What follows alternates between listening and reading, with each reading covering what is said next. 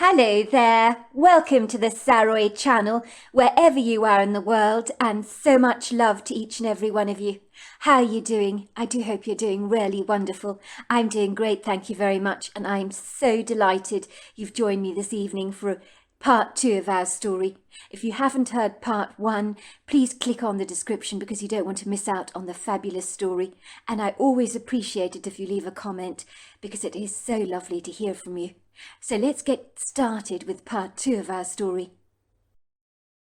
I don't regret it, she told me emphatically. He deserved what he got. The only thing I regret is I wasn't clever enough to cover up my tracks, because then I might not have ended up here. If I ever got out of prison and did something like that again, I'd make bloody sure I never got caught. If one's going to commit a crime, it needs to be perfect. I mean, look at the Whitechapel murderer Jack the Ripper in London, England. No one really ever found out who he was. It was obvious he was artfully clever. These days, all that is left of the 1800s crime case is speculation. There are over 5 names they think might have been connected to Jack the Ripper, but they can never be sure. Then more recently there's the infamous case of the Zodiac killings and the Tylenol poisonings. Those crimes have never been solved, as the people involved in those crimes cleverly covered their tracks. It was tough being in prison with people like Shelley, but when I was around her, I was always sweet to her, very guarded. She seemed to like me a lot, so it was good having someone as tough as her on my side. In truth, I barely remember the collision that resulted in my incarceration. I was so bladdered, I don't even remember the car I was driving, or when it slammed into another car with a violent crash. And after that, my memory just goes completely blank.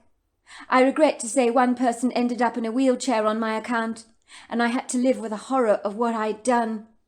When I was 21, I had no comprehension of just how dangerous it was to drink and drive. At that stage of my life, I was carefree and self-indulgent, always living in the moment and taking risks that I would never take now. My unfortunate stint in prison was constantly backfiring against me, as no one ever wants to hire an ex-con. And who could blame them for that? Let's just say in Anna Wingborn's case, she'd been too lazy to check out my background, which was a huge relief. I don't even think it occurred to her to do a background check on me. She wasn't the brightest brick in the block in that regard. So when I got the job at the Wingborn luxury penthouse at such an attractive wage, I thought all my Christmases had come at once, and I was not going to look a gift horse in the mouth. I knew if Anna Wingborn found out I had been in prison, she'd never allow me to go anywhere near little Petra. Mrs. Wingborn was studying me through her green eyes, which narrowed almost to a squint. "I told you, Greta. I need you to look after Petra. Something urgent has come up," she said, examining one of her fingernails very closely, with a frown developing on her face. Although try as she might, it could not make its appearance known, thanks to the stiff resistance of her Botox injections. But I could see the unmistakable annoyance in her eyes. "But Mrs. Wingborn, I need to make some time for my studies. I've stuff I need to complete for my online college course." Mrs. Wingborn grimaced. She rolled her eyes in the back of her head, as if she found my comments exasperating.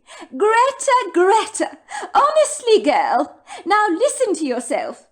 Everyone knows that online college degrees are there for our very own convenience, so that you can do the degree according to your own time schedule. So you can put that on hold, can you not, for the time being? It's not nearly as important as looking after little Petra, is it? My little girl desperately needs you right now. You can't possibly abandon her so inconsiderately. I urgently need to attend to this nail of mine. It's in a dreadful state," she said, inspecting her fingernail. "The polish has chipped." It had, but very slightly. It was barely noticeable. "I can't possibly go around looking so dishevelled. I must get this nail fixed at once. Being well groomed is very important to me. I need to go to the nail salon right now and sort myself out." I felt annoyed with Anna, but I masterfully hid my feelings. I didn't want to ruffle Mrs. Wingborn's feathers, but her chipped nail was barely noticeable, and in the grand scheme of things, it was hardly significant. For me, important was finishing my degree, whereas important to Mrs. Wingborn was fixing a chipped nail. It's nice to know one of us had our priorities right. Very well, Mrs. Wingborn, I said obsequiously, feeling the disappointment welling up in my chest. I was looking forward to completing my degree. I had enjoyed every moment of my studying, and exercising my brain rarely stimulated me. I would have to put my plans on hold for the evening, and I was getting more and more behind with my studies. It was so not fair, but I knew any protest I registered would have to be internal. I didn't want Mrs. Wingborn to detect any frustration on my part. She would automatically assume that I had a bad work attitude towards my job, and she had a formidable reputation for indiscriminately sacking staff, and how I'd managed to keep my job for 2 years was pretty close to miraculous. I had kept my mouth tightly shut, which had served my interests well. You didn't challenge a woman like Mrs. Wingborn. "Thank you very much, Greta," said Mrs. Wingborn. "I knew I could trust in you." She straightened out her dress, picking up her purse, as she readied herself to leave the penthouse. "I won't be terribly long," she assured me. I knew that Mrs. Wingborn was never away for a short time. I suspected she'd be gone for many hours, leaving me to take care of little Petra for the remainder of the evening. It was a shocker to me that Mrs. Wingborn had not even looked in on her daughter Petra when she'd returned home. Is that not what mothers immediately did when they'd been away from their kids for a significantly long period of time? On this occasion, Mrs. Wingborn returned home, asked me to babysit little Petra, and was off again to paint the town red, without even looking in on her adorable little girl. How could she be so apathetically indifferent towards her child? If Petra were my baby, on the other hand, I would want to be around her as often as I could. But Mrs. Wingborn seemed to find every excuse in the book to get little Petra off her hands at the very first available opportunity. As if on cue, the sound of Petra's crying loudly permeated the silence. Mrs. Wingborn looked at me with a sharp, pointed look. "Petra's crying! Goodness gracious me, Greta! I mean, do something about it!" she said with a sting to her voice. Like a jumping jack, I sprang into immediate action. I put down the buffing cloth I'd been using, washed my hands very briefly, wiping them on my jeans, and called out after Petra. "Petra, I'm coming! Petra, I'm coming, sweetheart!" Mrs. Wingborn abandoned her bright yellow purse on the granite kitchen countertop and tagged behind me warily as I trotted towards Petra's nursery. I needed to calm down the little girl. I hated to hear her cry. It made me become immediately apprehensive, but Mrs. Wingborn was muttering under her breath in irritation about how annoying Petra was being. "Honestly, ever since I brought that baby of mine back from the hospital, she's been nothing but trouble. Always wailing and wailing. What the hell is wrong with her?" Mrs. Wingborn did not comprehend that babies naturally cried, usually when they were hungry or had wet their nappies, soiled themselves, needed some reassurance from their mother. On the whole, little Petra was a very well-behaved baby compared to many. Better than most, I would think. I found little Petra was trying to stand up in her cot, her tiny baby-sized hands clinging tightly to the wooden railing. She was bawling her eyes out. Her cherubic face had grown as red as a field of poppies. Her eyes were puffy, and her pretty blonde curls were smooshed flat against her face where she'd been lying against the cot. Petra was the most beautiful baby, and even when she wailed she couldn't help but be adorable. Her blue eyes were filling with tears. When little Petra saw me entering the nursery, her eyes widened. She lifted out her tiny arms towards me. Her crying immediately subsided. My presence brought her immediate comfort. I quickly reached out and held her in my arms, picking her up and rocking her on my hip. I found that when I did this, it really did calm her down significantly. I could smell a funny pongy smell on the wind, a smell I was acquainted with. I realized that Petra had messed up her diaper and that it needed changing. No wonder the little girl was so uncomfortable. There, I said tenderly. "I'm here now. Everything's going to be all right, I promise you. I'll change your diaper now." Petra began to gurgle happily. She grabbed my shirt with her tiny little hand, saying, "Mummy! Mummy! Mummy!" She began to giggle. My heart sank when Petra called me Mummy. I instinctively knew that those words were going to go down like a lead balloon with Anna Wingborn. No mother would take kindly to hear their baby address another woman as Mummy. Even though I couldn't see Mrs. Wingborn's face at the time, I sensed she was seething and was not remotely amused. When I turned around, I looked at her. She was frozen to the spot and was glaring at her daughter with wide, mortified eyes. She looked quite objectionable. "I'm not your mummy, Petra," I told the little girl. "I'm Greta, remember. Your mummy is over there," I said, pointing to Mrs. Wingborn. "You see that? That's mummy. I'm Greta." Mrs. Wingborn marched over to me furiously, grabbing her little daughter from me. She began holding little Petra in her hands as tightly as if she was a doll. There were daggers burning in her blazing eyes, and the look Mrs. Wingborn gave me was almost murderous. Her face had grown a raspberry red colour. Petra burst into tears, crying after me and pointing her little hands at me. "Mummy! Mummy! Mummy!" She was bawling her eyes out when Mrs. Wingborn held her all the more tightly. "How dare you, Greta! How dare you! Look what you've done!" said Mrs. Wingborn, glaring at me. "You did this on purpose, didn't you, Greta? I can't believe it. I might have known you would do something like this. You're so scheming, aren't you? You've been teaching my daughter to call you mummy behind my back. You are not Petra's mummy, Greta. I am. I hire you to look after my baby girl, not to teach her to think that you are her mother. How dare you, Greta? Petra is my baby," she growled. "I'm the one that brought her into the world. I breastfed her for 2 whole weeks, I'll have you know. And this is the thanks I get from my daughter." Petra was screaming, and on smelling her daughter's pongy nappy, Mrs. Wingborn wrinkled up her nose in abject disgust, handing Petra back to me, almost thrusting her in my hands. "For God's sake, Greta, do something," she snapped. "My daughter has done something quite unmentionable in her nappy. I simply refuse to take care of it. That smell is foul. How can anything that small poo like a herd of elephants and smell worse than a skunk? Don't just stand there like a prize lemon, Greta. Take responsibility and change her diaper, for goodness sake." Mrs. Wingborn watched in silence as I attended dutifully to her daughter's needs. She stood at the furthest corner of the room, tapping her fingernails on the door. I could tell she didn't want to be in the nursery and was eager to escape the unpleasant stench, but she remained rooted to the spot like a tree. Little Petra lay back on the changing table, wiggling her legs and gurgling. When I removed her diaper, Mrs. Wingborn's face contorted.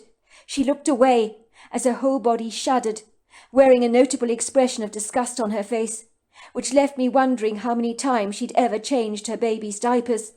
The whole changing process appeared to completely revolt her. "Mrs. Wingborn," I said, looking up at her earnestly, "I promise I haven't taught little Petra to call me Mummy. I assure you of that. I would never do that. I don't know why that happened." Suddenly little Petra, after I lifted her up from the nappy change to replace her back in her cot, began to tug at my shirt again and gurgle happily. "Mummy! Mummy! Mummy!" That was the final straw for Mrs. Wingborn. She could bear it no longer. Her face grew as white as a sheet of paper. Her lips quivered. Her whole body trembled angrily. She then screamed at me. "This is outrageous! Outrageous, Greta! You expect me to believe that you haven't been training my daughter to call you Mummy? A baby doesn't just do that. I've had enough of your lies, Greta. Lying through your teeth you are. I'd like you to leave at once. You are fired. I don't want you anywhere near my daughter again. I'll put the rest of your wages in your bank account. Now get out and leave me alone." With a heavy heart and a tail between my legs, I returned to my apartment in the Bronx, wondering how I was going to pay my bills, let alone find another job. I certainly could not rely on Anna Wingborn to give me a good reference. She was out for my blood after little Petra had called me Mummy. But was it really surprising, given that Anna Wingborn was very detached towards her daughter? She liked her child as a pretty accessory in her pram, but all the feeding and nappy changing, all the dirty jobs, she avoided like the plague. 2 days later, I was languishing on my rather bedraggled old leather couch in my tiny little living room, wearing a pair of burgundy sweatpants and a rather unflattering black t-shirt with a logo on it that read, "It's a dog's life," with a picture of a very sorrowful dog on the front, which seemed very apt in the circumstances because that was how I was feeling. I had not washed my face that morning, and my dirty blonde hair was pulled away from my face in a rather straggly ponytail. I had looked better before, but on this less than auspicious morning, when it felt as if my whole world was maliciously conspiring against me, closing in on me from every side, the last thing I cared about was my appearance. I had managed to recover the leather couch from the curbside several months prior. Someone had thrown it out on the corner of the street because the couch had been ripped on one side. I brought it into my apartment with the help of 2 teenage boys who I paid handsomely. I found it to be surprisingly comfortable. I had succeeded in repairing the large rip in the leather. My living room merged into my bedroom, which had been discreetly curtained off with some threadbare curtains. I did have style and plenty of taste, but with little money my apartment was really on the shabby side, with eclectic pieces of furniture that I'd picked up at bargain basement prices. Still, I'd made it look reasonably presentable for an apartment in the Bronx, and despite everything it had a cosy, wholesome, lived-in look about it. I had painted the walls in colourful colours to brighten the mood of the place. I had chosen turquoise and bright pinks, which looked great against the drab browns of my furnishings. I'd failed to attend to my college studies, when time was at my disposal to do with it what I liked, but my heart was not in the right place. I was as deflated as a punctured balloon that had lost all its gas. Indeed, I was so down in the dumps, after having been fired by Mrs. Wingborn, that I was feeling decidedly sorry for myself. I found it painfully hard to motivate myself to do anything at all. I had been watching some ridiculous Jerry Springer show on television. I never ever watched Jerry Springer, unless I wanted to feel better about myself, and watching other people screw up their lives made me feel infinitely better about my own. In this show, a young man had been having a relationship with both mother and daughter at the very same time, and they were standing on stage, attacking each other savagely and furiously pulling each other's hair out, while the audience was egging them on and shouting out, "Jerry! Jerry! Jerry!" The mother was missing most of her front teeth and was as thin and dried up as a scarecrow, while her daughter was so rotund that she boasted 6 chins, and it was bizarrely entertaining watching them wrestle each other with so much contempt. I knew I was in a bad way watching Jerry Springer, as I never watched it unless I was in a rough place emotionally. When I was in prison, the inmates watched it all the time. I guess it also made them feel better about themselves and about their incarceration. I was feeling sick from overindulging in far too much pizza, washed down with an excessive amount of cheap white wine that had given me a throbbing, insufferable migraine headache. What we do to ourselves when we're down in the dumps and down on our luck never ceases to boggle my mind. I'm feeling crap, so let me drink cheap wine at just over $3 a bottle to feel 1,000 times worse. It doesn't make sense, does it? It would seem all that gooey, very fatty cheese from my pepperoni pizza that melted in my mouth, followed by the creamy decadence of far too much Tom and Jerry's rum and raisin ice cream, made the world feel like an infinitely better place, soothed some of the inflammation of my anxiety and trepidation. Don't underestimate the power of fat and sugar. For a brief moment of reprieve, I could forget that my apartment was based in the most seedy New York neighborhood. I could forget I was now unemployed and had been sacked by Anna Wingborn. I could momentarily forget how I was going to pay my rent in the future. For a moment I could live in ignorant bliss, and that suited me just fine. All of a sudden I heard a knock at my front door.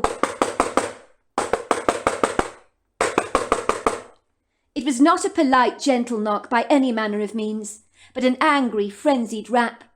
Naturally living in my apartment in an unscrupulous, rather immoral neighbourhood, I had to always worry about who was at the door, so I had a baseball bat parked there for quick and efficient access that I was not afraid to use if needs must.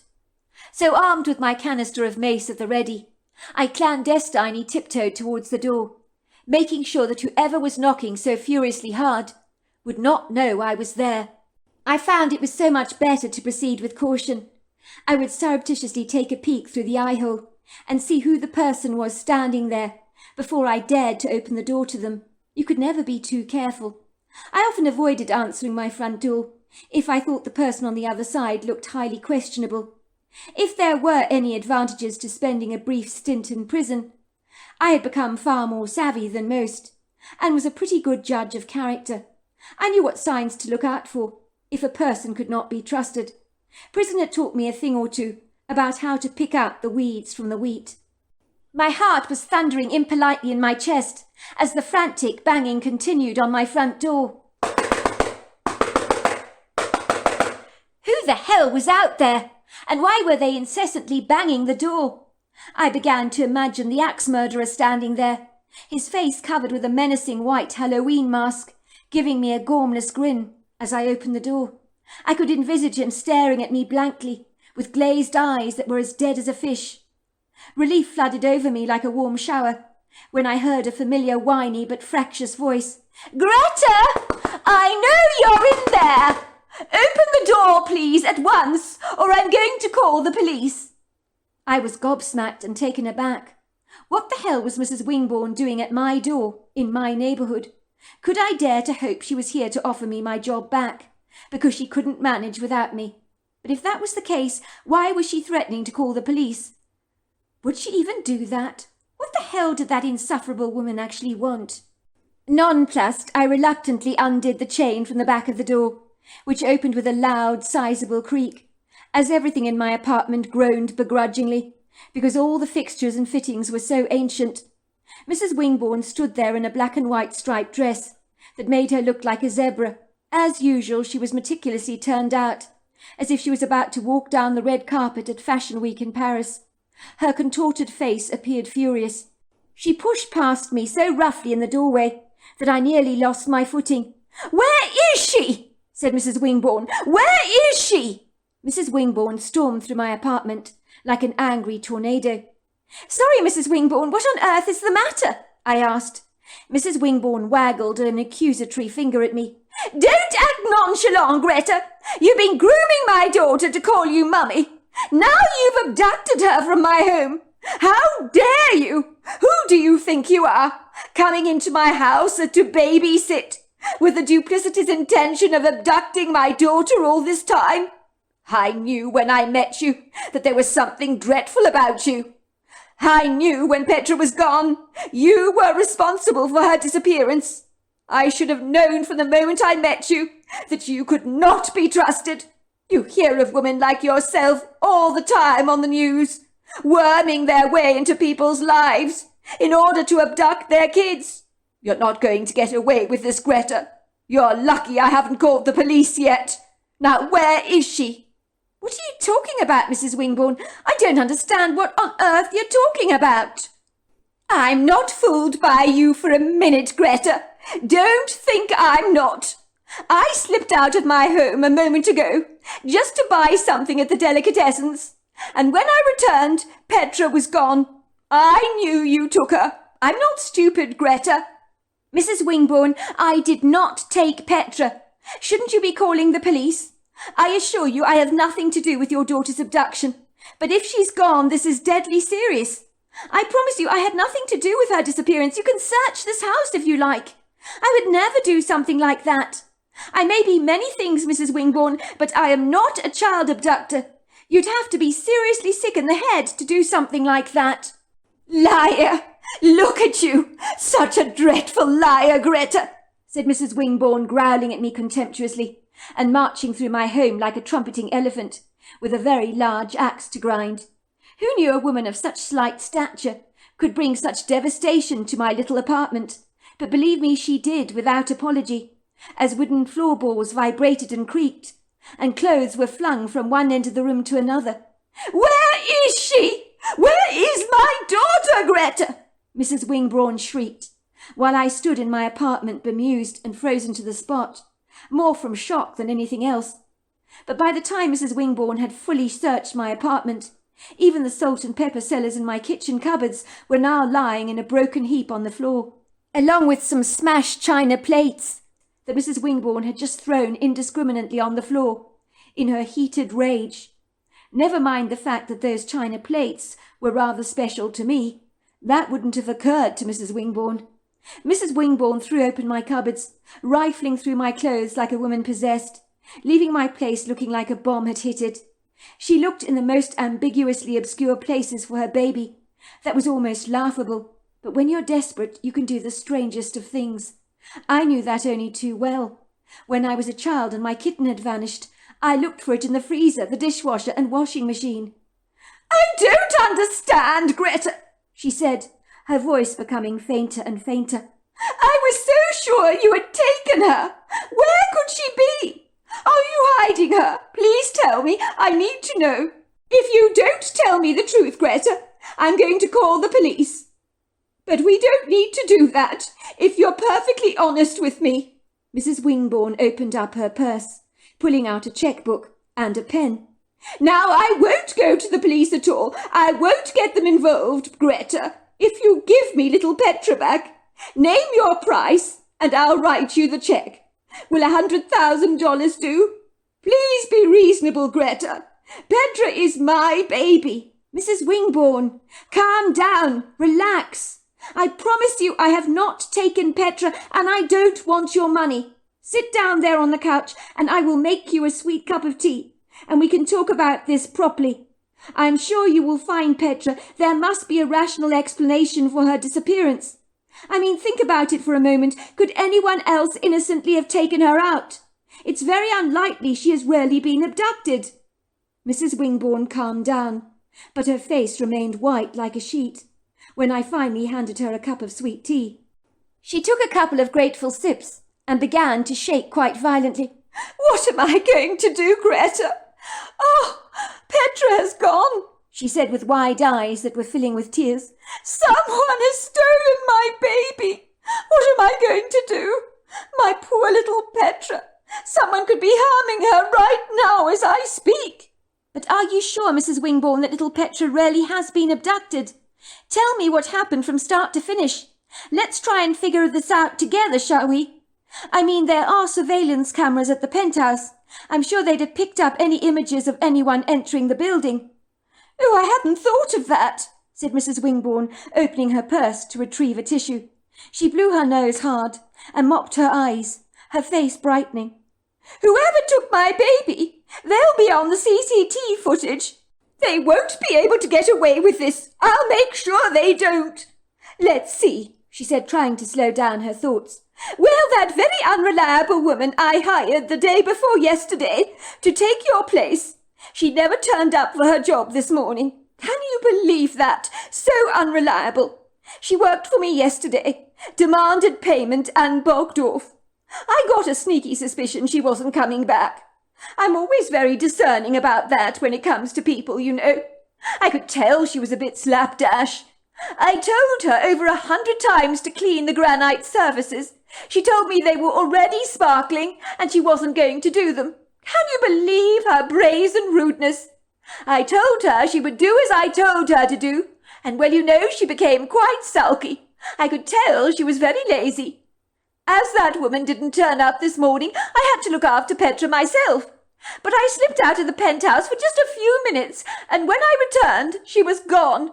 She wasn't in the cot. She wasn't where I left her. No one had broken into the penthouse, and only you, Rose, and George have a key. So I thought—" "You thought I'd taken Petra?" Mrs. Wingborn nodded sheepishly. "Mrs. Wingborn, could not your ex-husband George have taken her?